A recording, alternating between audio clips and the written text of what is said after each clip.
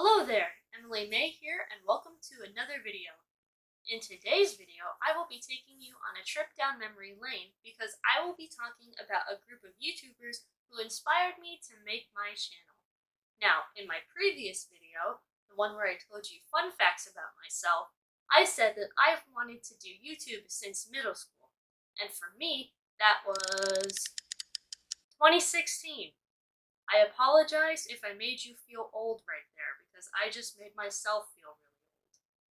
Now, I've heard people say that 2016 and around that time was the peak era of YouTube, and you know what? I don't disagree, but that's not really the argument that we're going to be having today. What I do know is that these YouTubers deserved a video dedicated to where I could explain why I like to watch them so much. Now, I just want to say, everyone on this list is kind, funny, and just a genuinely good person. But I feel there was something unique or special about each one of them that made their channels stand out. It's why I think I, and many others, kept coming back for more. Now, I will say, the majority of these people do not post to YouTube anymore. Now, I know there is one that 100% still does, and I will say who that is when I get to him. But the others, they moved on from the YouTube space. They're working on projects outside of this community, while others, I know for a fact, are still streaming on Twitch. Now, they might upload their VODs to YouTube, but they don't post to their main channels anymore. Or their secondary ones, if they had an extra that was like a behind-the-scenes type thing, to their main channel. So, without further ado, let me talk to you about my OG YouTubers. And our first stop is in the UK scene. The first person that I'd like to mention is a guy called Marcus Butler. I know, all of these are going to feel like a throwback. But what I liked about Marcus was his very chill and calm vibe. Yes, every now and then he would post a crazy video with a weird concept or whatever, but I felt like for the most part, he was pretty calm and collected. But I think why I connected with him so much was because of his unmatched sarcasm. A lot of his videos started becoming satirical, at least I think. A lot of this is speculation on my end because I don't know for sure about their goals and stuff, because obviously I'm not them and I didn't know them. These are just observations that I remember thinking back when all of them started dying down with posting lots of their channels. But anyway, I thought Marcus was a genius when it came to satire. And a great example of what I'm talking about was towards the end of his posting time, was when he acted as if he had done something worthy enough to get him canceled, when in reality, all he did was shave his head. Number 2, we have Joe Sugg, or I think another one of his names was Thatcher Joe. Now, what I liked about him and what he inspired me to do was to try and possibly come up with unique challenge ideas.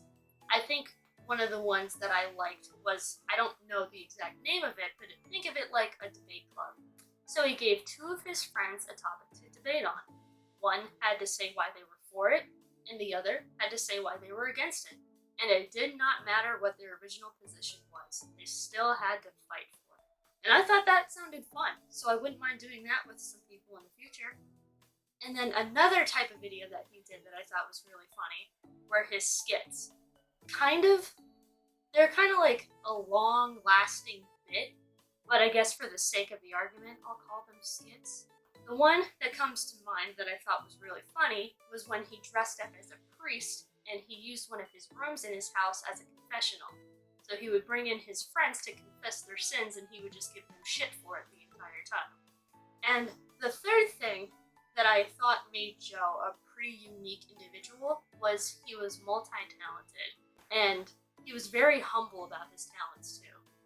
So I know that he was on Strictly Dancing, which I guess is the British equivalent to Dancing with the Stars in the US, but he was very good on that. As much as he didn't want to admit it, he was very humble about it. He was a very good singer. He, at one point, released a song that was, I think, inspired by his new partner who he had danced with on Strictly Dancing, so that was cute. But I think what he was most known for were his impressions. He was very good. He was one of the best people that I've ever seen do impressions on the YouTube scene. And that's saying something, considering that wasn't even like his main thing. Alright, and number 3, we have Casper Lee. And he is an interesting fellow, but he knew he was weird, and he was unapologetically weird. And I love people who are not ashamed to be themselves, especially when they recognize that they might be a bit different from the usual. He truly, I believe, owned that part of his personality. He used it to his advantage whenever he filmed videos with his friends. And then, later on, again, towards the end of his era, he started becoming more open with his disability, which is Tourette's syndrome. I do not want to give the details about that disability. I think if you want a rundown of what it is and then how it can affect someone, I'd highly recommend watching one of his interviews he did about it. Because I think, don't quote me if I'm wrong, but he interviewed a child, or maybe it was a fan, I know it was a kid, about his experience with it. And I just think it's great when someone with a disability is able to be that honest on their platform and then use it to raise awareness for the issue. So I commend him a lot for that. And now we're going to take a road trip and go to the United States of America.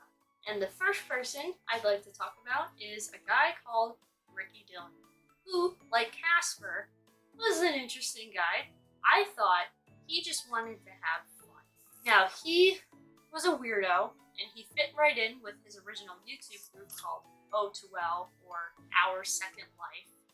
So he had a blast with his friends in that time period, but his love of video making didn't really stop once that group disbanded. He was just as fun as he was in that group as he was before he stopped filming and then moved on to Twitch. So I think a great example to demonstrate what I'm trying to hopefully articulate here is back in high school, he used to play the trumpet, and he still has it. So what did he do? He decided to do covers by just listening to music with his trumpet. And the results weren't the greatest, but you could tell he didn't care because he was just happy that he remembered how to play it somewhat from all those years ago. And the thing with Ricky that kind of coincides with this is that he has a childlike spirit. He has no shame in what he enjoys. And I think the greatest example I have of that is when Pokemon Go started becoming popular, and he did a spoof of My Strange Addiction and pretended that he was addicted to playing it, and he had his friends in on the skit. It was just ridiculous. But you know what? It was funny. It was nice to see someone not be afraid to say what they liked, and were proud to like it. So that's what I really liked about Ricky. Next, we're going straight down into this rabbit hole. I am going to talk about Tyler Oakley, who is the next person who is an inspiration to me. I would say he is the definition of the phrase, I'm queer and I'm here, and I mean that in the best way possible, because he was very proud of who he was. It's as simple as that. And because of his position, or as he gained popularity, he started using his platform to be an advocate for those like him, because he is a gay man. And I just loved that he owned it, he knew who he was, and he used his platform to raise awareness for LGBTQ plus issues. I truly applaud him for that. And I think a good demonstration for what I mean by being an advocate, I heavily enjoyed watching these series, but he had 2 short ones that was like an LGBTQ plus S series where it was just talking about the different issues and interviewing different folks. So Editing Me will probably put up like at least a couple videos from that. I just think Tyler in general is a really good role model, whether you're queer or not. He's just a great guy, and he did everything in his power to make sure that he could help those like him and then help those also not like it. Alright, number 6 is actually a duo this time around, and they are called Superfruit. The members are Scott Hoying and Mitch Grassi. And fun fact, I actually discovered these guys from a video that they did with Tyler Oakley. So I knew who Tyler was. That's the thumbnail. And I was like, oh, I'll check this out. This looks funny. And then I proceeded to watch then every other video Superfruit had ever posted. I'm sure you can relate to that. But then I found out that Superfruit, so Scott and Mitch, were members of a band called Pentatonics, who are an a cappella group. And yes, they're my favorite band, if you saw that in the quick tabs. But they have just unbelievable voices. Mitch has a voice that I have never really heard before in someone, and I think the internet has coined, when you hear his voice for the first time, the Mitch slap, which I think is totally appropriate. If you haven't checked them out, I highly encourage it. So yeah, I love them because they were super talented, and a lot of their videos incorporated singing. But what I loved about those two was their chemistry. They did every video together, and they just had the banter, the insults. They treated each other like any other best friend would, and that's what made them really, really fun and entertaining. Now, unfortunately, they started growing apart. It's just a part of life. You start becoming not as close to someone as you once were. I don't know the reasons why, but the channel stopped, I guess, because of that reason. They're still in the band together. They still perform and make music to this day. It's just I guess, this is my speculation, but I guess they ended the channel because they just weren't as best friends as they once were. And it made me a little sad, but you know what? Like I said, it's a part of life. There's not much you can do about it. Moving right along to number 7, I will be talking about Connor Franta next. And he is the one who I said is still posting to their channel to this day. So what I think my favorite thing is about Connor's work, no matter what it was, whether it was videos or his photos like on Instagram or his books, is I really like his video aesthetic. Or just, like his artistic aesthetic. I don't really know how to describe it. It's kind of something you have to see for yourself. So I highly recommend checking out his channel and then, for example, like his Instagram, so you'll truly know what I'm talking about. But there's just something about it that I really like.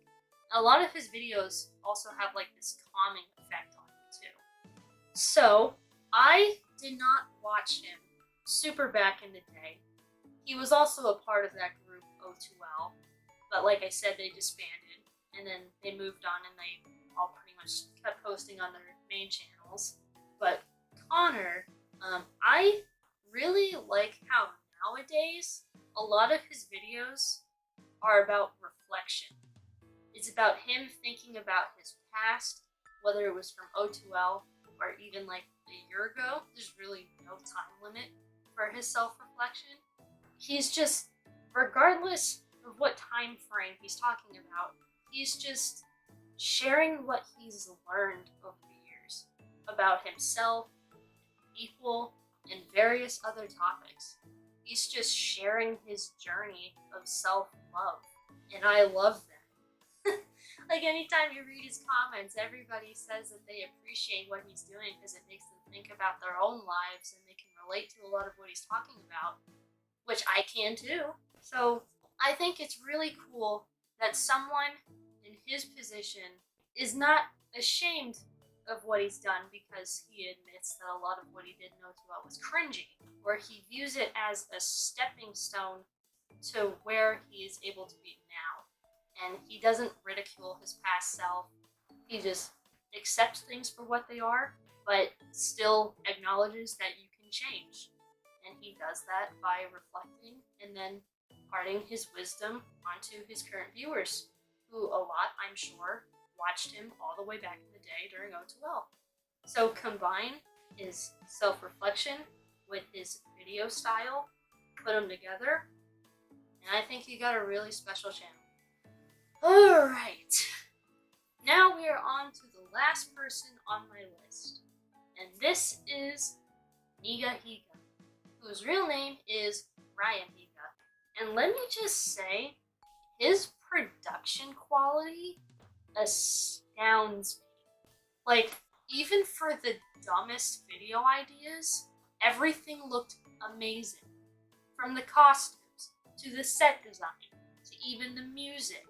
It's just, there were a lot of times where I would watch one of his videos and my mouth would drop because it shocked me that much. And I was really sad when he stopped posting because I think he is one of the greatest YouTubers of all time. There, I said it.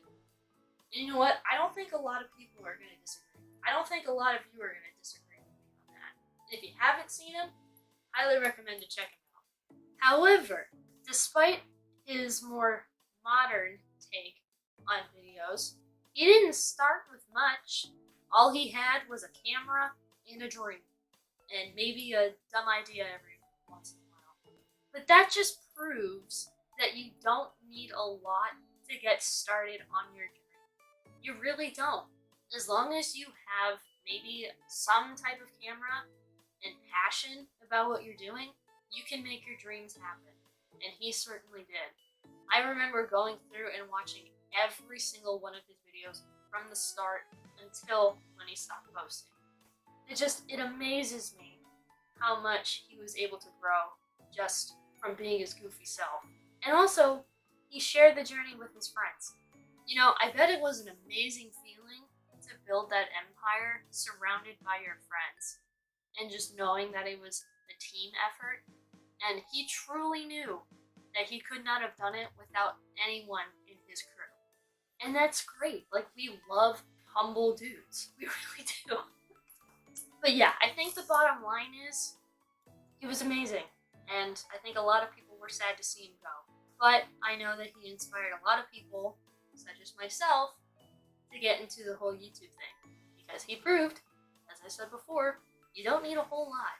You just need passion, commitment, and it also helps to have a lot of great people by your side. So there we have it. These 9 men have and still inspire me to this day. They are the reason why I started this channel. Occasionally, I'll have a flashback to one of their videos, and then I'll go and look for it just to see that I didn't make any of it up. But I'll go see when they were posted, and then I'll feel extremely old. Sometimes it feels like I watched these guys in another lifetime. Like, that's how old I feel. And that's probably how old a lot of you guys feel too. Now, I think it's kind of crazy that I'm doing exactly what they did 8 whole years ago. Now, I may never reach the standard that they have set, but I hope to at least be as creative and innovative as they were. I hope to reach as many people as they have during their time, and I hope to help others just as they help their audiences and their communities as a whole. So thank you for watching me today, in the past, and in the future, because it gets me one step closer to achieving that goal. And that is all I have for you today. I hope you enjoyed, and I hope it was as nostalgic for you as it was for me. So, please be sure to subscribe and to click that notification bell, and because my life is crazier than I am, just be on the lookout for new videos. Thank you for watching, and I'll see you next time.